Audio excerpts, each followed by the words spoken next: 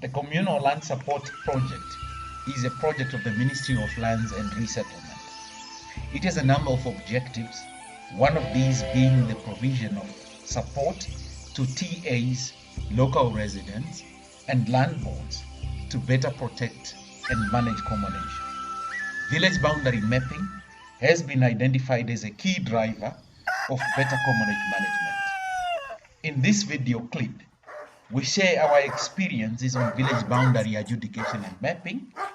We use the cases of Oukwanyama Traditional Authority in Ongandjera, as well as Ongandjera Traditional Authority in Umsati.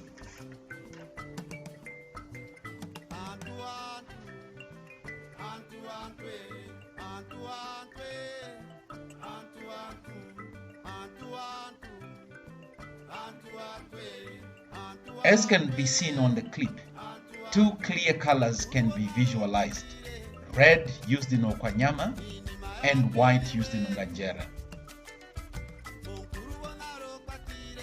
After consultations with the traditional authorities, a four-step approach has been developed by the CLS to guide adjudication and mapping of village boundaries.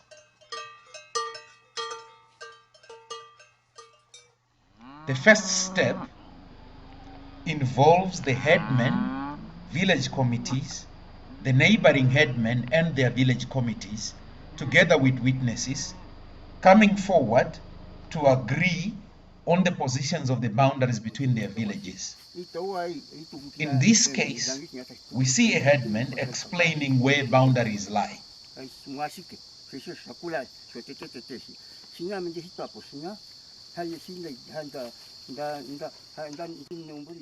Similarly, in this next case, we also see the same.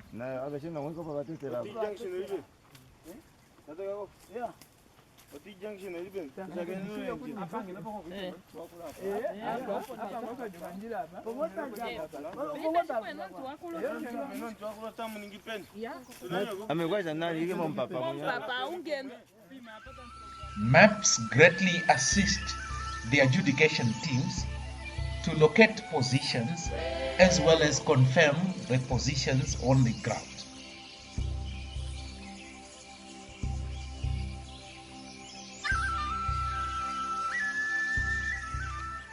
In the next example, we see the village secretary of Ongandjera village in Okongo district using the map to indicate who owns what in the village.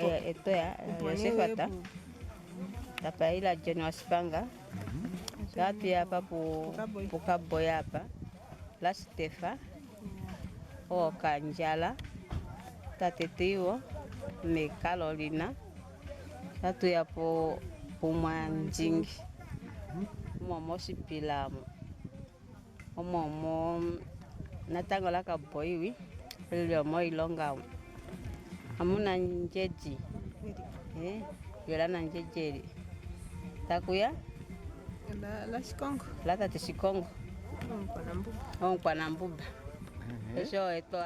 Maps also assist the adjudication team to visualize how a village is related to its neighboring villages. Like in this case,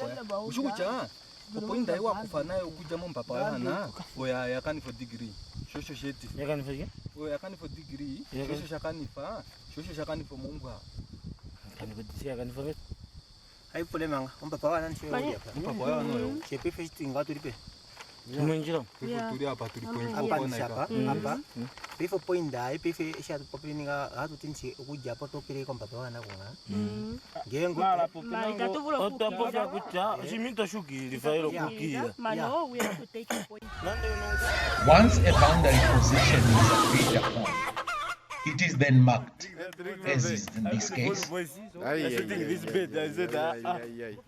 The marked point is then painted, as we see here.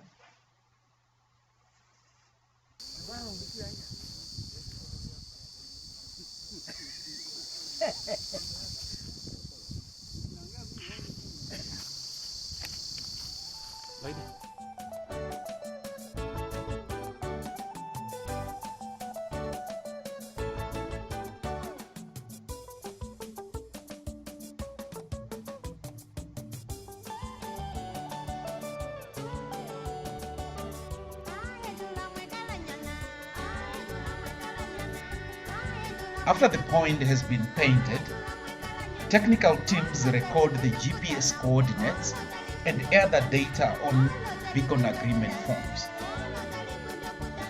They then call the headmen of the concerned villages to come forward and sign the beacon agreement form in the presence of the village boundary committee and witnesses.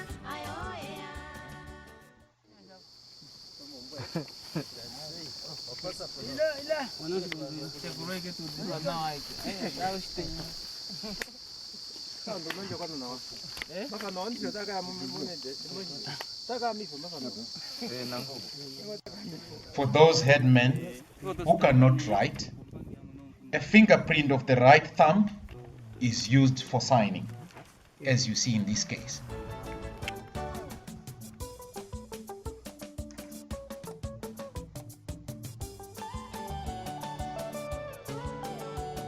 After the team has agreed on the first point, they move to the next point, and the process is repeated once again until all the points around the village are marked and mapped.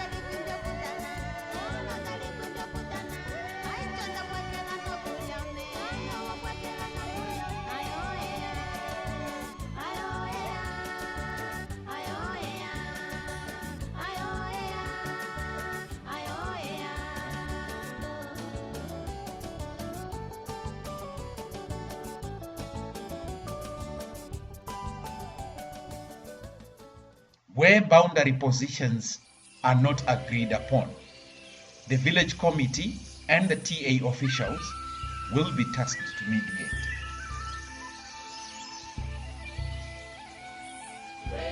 If the issue is resolved, the village heads can go ahead and mark the boundary in the agreed manner.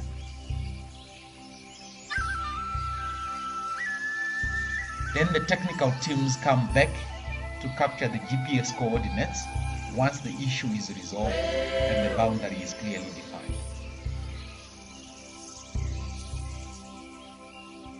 Sometimes problems are resolved in the field by the TA boundary committees. Like in the next case, we see former cattle post owners who have started cultivating mahangu fields in the area without permission being warned by the TA officials.